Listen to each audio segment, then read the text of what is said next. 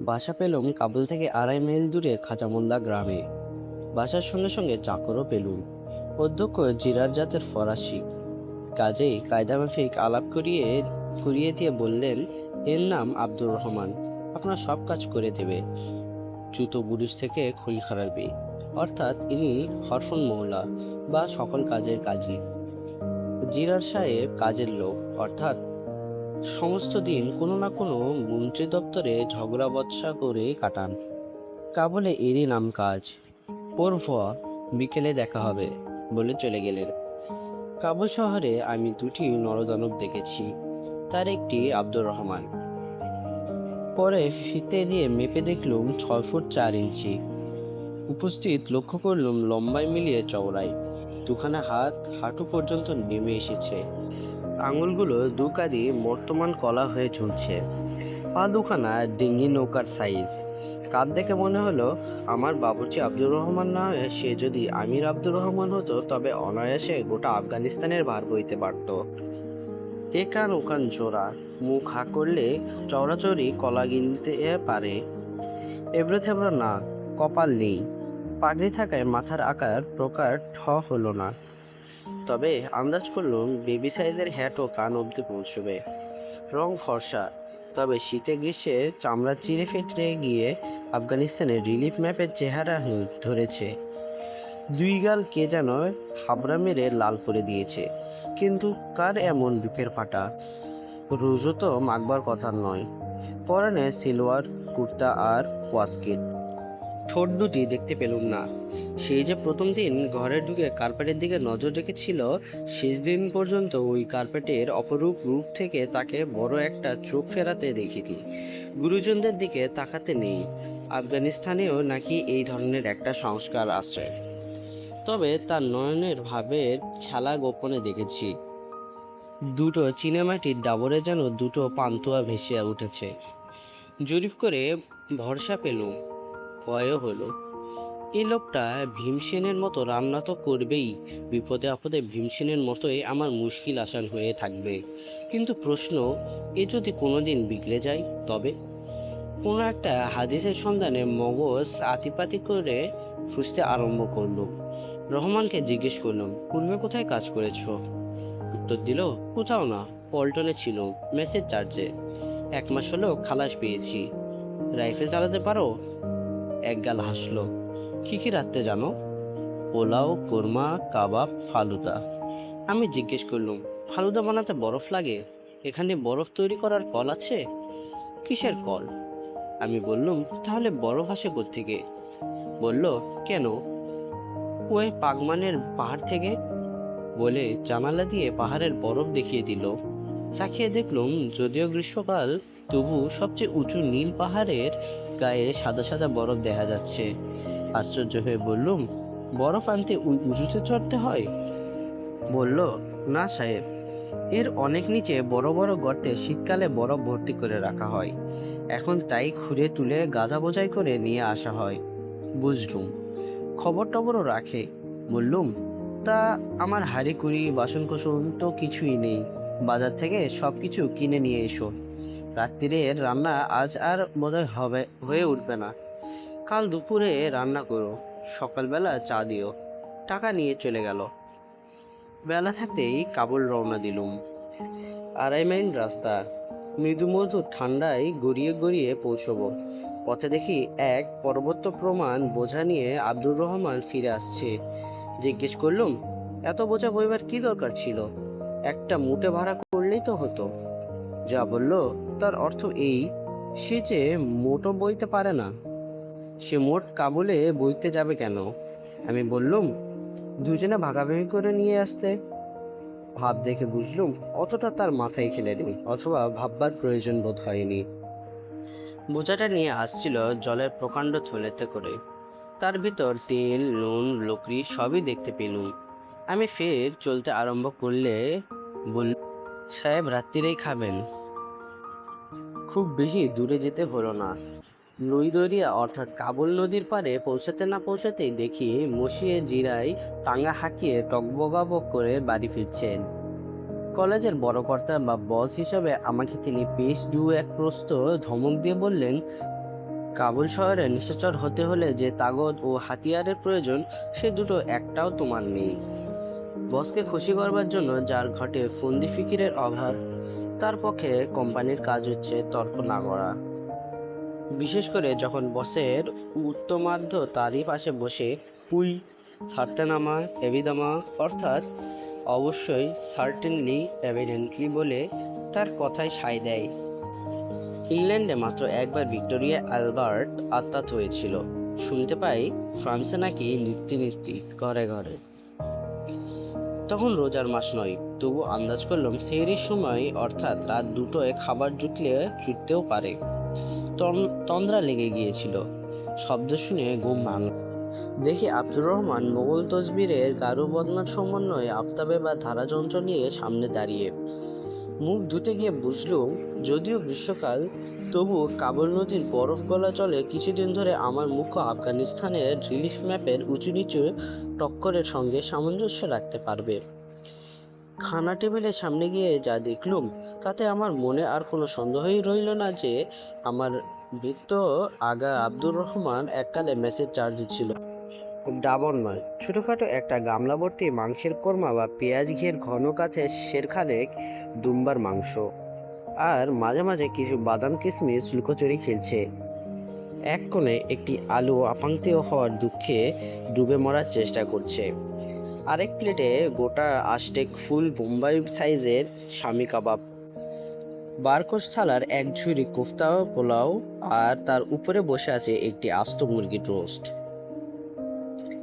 আমাকে হয়ে দাঁড়িয়ে থাকতে দেখে আব্দুর রহমান তাড়াতাড়ি এগিয়ে অভয়বাণী দিল, রান্নাঘরে আরও আছে।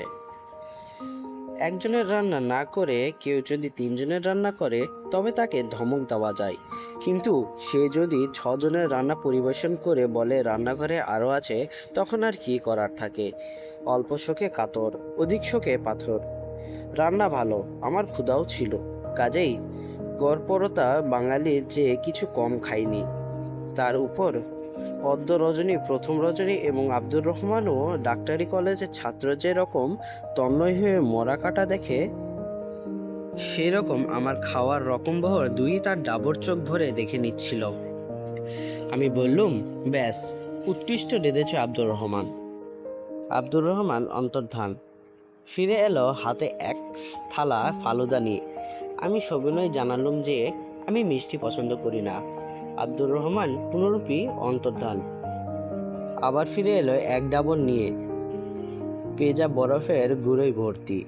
আমি বোকা বনে জিজ্ঞেস করলুম, এ আবার কি? আব্দুর রহমান উপরের বরফ সরিয়ে দেখালো নিচে আঙ্গুর। মুখে বলল, বাগেবালার বরফি আঙ্গুর, তামাম আফগানিস্তানে মশহুর। বলেই একখানা শশারে কিছু বরফ আর গোটা কয়েক আঙ্গুর নিয়ে বসলো। আমি আঙ্গুর খাচ্ছি। ও ততক্ষণ এক একটা করে হাতে নিয়ে সেই বরফের টুকরোই ঘুরিয়ে ফিরিয়ে অতি সন্তর্পণে ঘষে। মেয়েরা যে এরকম আচারের জন্য কাগজে নেবু পাথরের শিলে ঘষেন। বুঝলুম, বরফ ঢাকা সত্ত্বেও আঙ্গুর যথেষ্ট হিম হয়নি বলে এই মোলায়েম কায়দা।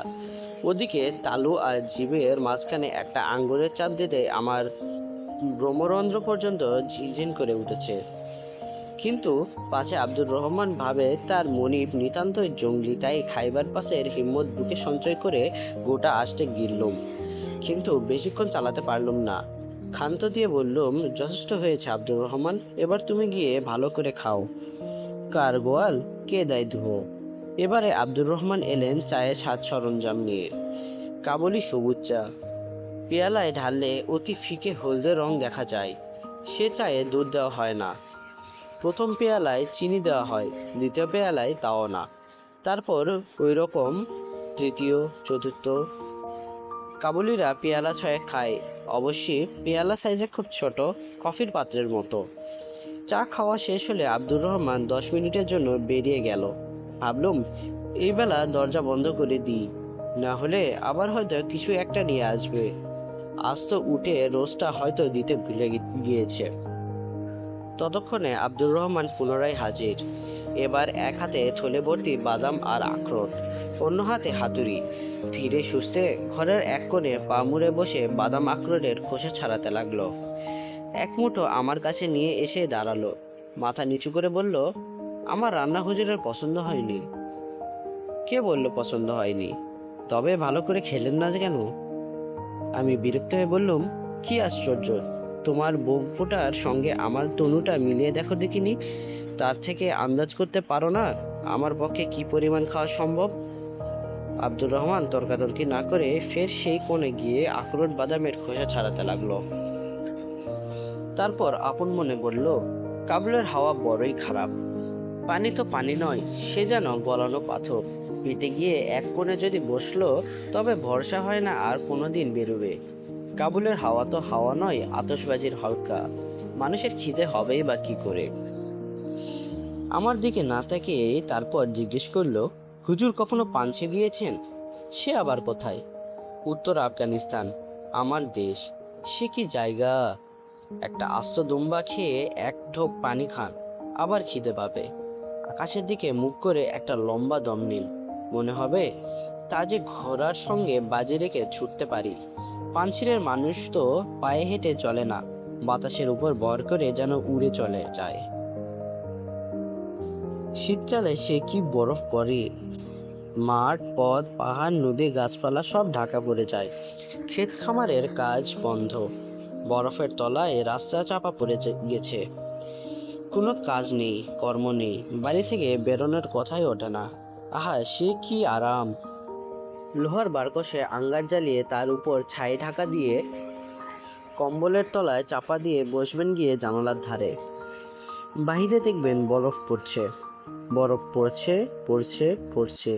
2 দিন, 3 দিন, 5 দিন, 7 দিন ধরে আপনি বসেই আছেন আর দেখছেন যে তৌর বরফ প্রবারদ কী রকম বরফ পড়ে। আমি বললুম, 7 দিন ধরে জানালার কাছে বসে থাকবো? আব্দুর রহমান আমার দিকে এমন করুণভাবে তাকালো যেন মনে হলো এরকম বেরশিকের পাল্লায় সে জীবনে আর কখনো একটা অপদস্থ হয়নি। ম্লান হেসে বলল, একবার আসুন, জানালার পাশে বসুন, দেখুন। পছন্দ না হয় আব্দুর রহমানের গর্দান তো রয়েছে। খেই তুলে নিয়ে বলল, সে কত রকমের বরফ পড়ে, কখনো সোজা, ছেঁড়া ছেঁড়া, পেঁজা তুলোর মতো। তারই ফাঁকে ফাঁকে আসমান জমিন কিছু কিছু দেখা যায়। কখনো ঘুরঘুরটি ঘন, চাদরের মতো নেবে এসে চোখের সামনে পর্দা টেনে দেয়। কখনো বয়জো বাতাস, প্রচণ্ড ঝড়। বরফের পাজে যেন সে বাতাস ডাল গলাবার চরকি চালিয়ে দিয়েছে। বরফের গুঁড়ো ডাইনে বায়ে উপরে নিচে এলোপাতাড়ি ছুটে লাগায়। হু হু করে কখনো একমুখে হয়ে তাজে ঘোড়াকে হার মানিয়ে ছুটে চলে। কখনো সব ঘুটঘুটে অন্ধকার, শুধু শুনতে পাবেন শো, আর তার সঙ্গে আবার মাঝে মাঝে যেন দারুণ আমানের ইঞ্জিনের সিটির শব্দ।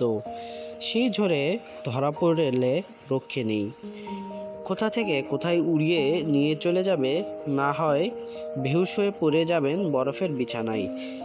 তারই উপর জমে উঠবে 6 হাত উঁচু বরফের কম্বল, গাদা গাদা পাজা পাজা। কিন্তু তখন সে বরফের পাজা সত্যিকার কম্বলের মতো ওম দেয়। তার তলায় মানুষকে 2 দিন পরেও জ্যান্ত পাওয়া গিয়েছে। একদিন সকালে ঘুম ভাঙলে দেখবেন বরফ পড়া বন্ধ হয়ে গিয়েছে, সূর্য উঠেছে। সাদা বরফের উপর সে রোশনির দিকে চোখ মেলে তাকানো যায় না। কাবুলের বাজারে কালো চশমা পাওয়া যায়, তাই পরে তখন বেড়াতে বেরোবেন। যে হাওয়া দম নিয়ে বুকে ভরবেন তাতে একরত্তি ধুলো নেই, বালু নেই, ময়লা নেই। ছুরির মতো ধারালো ঠান্ডা হাওয়া নাক, মগজ, গলা, বুক চিরে ঢুকবে, আবার বেরিয়ে আসবে ভিতরকার সব ময়লা ঝেঁটিয়ে নিয়ে। দম নেবেন, ছাতি এক বিশদ ফুলে উঠবে। দম ফেলবেন, এক বিশদ নেমে যাবে। এক দম নেওয়াতে এক বছর আয়ু বাড়ে। একবার দম ফেলাতে 100টা বেমারি বেরিয়ে যাবে। তখন ফিরে এসে, হুজুর একটা আস্ত দুম্বা যদি না খেতে পারেন তবে আমি আমার গোঁফ কামিয়ে নেব। আজ যা রান্না করেছিলাম তার ডাবল দিলেও আপনি খিদের চোটে আমার কতল করবেন। আমি বললুম, হ্যাঁ আব্দুর রহমান, তোমার কথাই সই, শীতকালটা আমি পানশিরেই কাটাবো। আব্দুর রহমান গদগদ হয়ে বলল, সে বড় খুশি বাত হবে হুজুর। আমি বললাম, তোমার খুশির জন্য নয়, আমার প্রাণ বাঁচাবার জন্য।